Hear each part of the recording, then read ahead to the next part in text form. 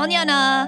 Welcome to my vlog about my day trip to Enoshima, Japan. I first learned about Enoshima through one of my favorite anime ever, Tsuritama, which was a huge influence on me in terms of animated storytelling and just visual style. So it has been on my bucket list to visit the island where it takes place, and I'm happy to say I finally made it. Tsuritama introduced me to a lot of the folklore and famous landmarks of Enoshima. But even knowing everything that I knew from the anime, it didn't prepare me for how stunning and beautiful it was walking around there in real life. The first spot you reach after the shopping street is the famous Enoshima Shrine, which is dedicated to Benzaiten, the goddess of music, wealth, and entertainment. By the way, this shrine was also featured in Bocchi the Rock, so I did 2 anime pilgrimages in one trip. There are notoriously a lot of stairs on this island, as you'll see in that Bocchi scene where they have the escalators installed called Eska that you can pay to ride up to the top. But I decided, why not? Let's take the scenic route. It's leg day. This cat was totally judging me like, what a wimp, you can't climb a couple of stairs. So I was like, fine, I will climb the stairs.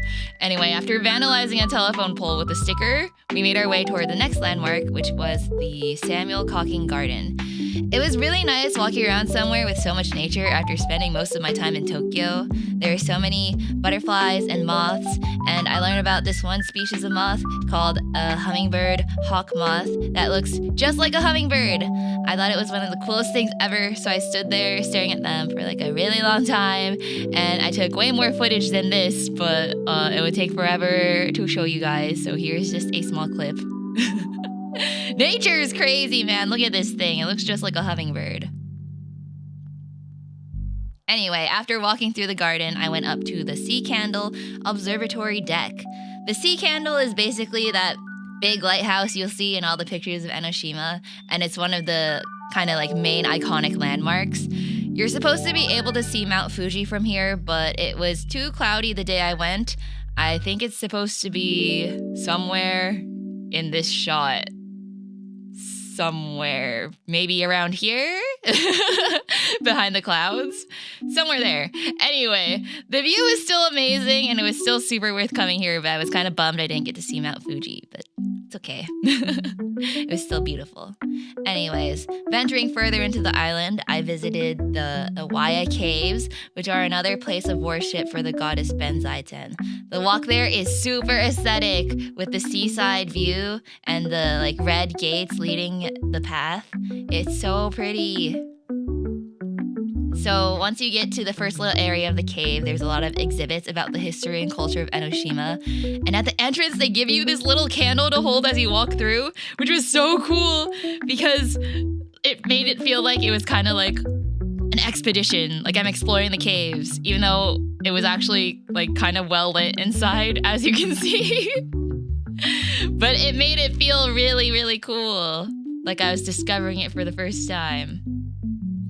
So yeah, this first cave leads you to this shrine with a lot of Buddhist statues that is apparently the birthplace of Enoshima Shrine that's been around since the Edo period. So that cave was pretty cool. But what if I told you there's a second cave? Once you leave Cave 1, it's literally labeled like that, Cave 1 and Cave 2. You can keep walking along the cliffside past these very aesthetic looking pinwheels, and you reach a smaller cave on the other side of the path. It's not as big, and they don't give you a candle because it's already lit inside, as you'll see, but it has a dragon statue, and look what happens when you clap. So cool getting blessed by the dragon god. After that, I had lunch at Enoshima Tei. Enoshima is known for shirasu, not our Irium cat shirasu. It's literally a type of fish. It's whitebait.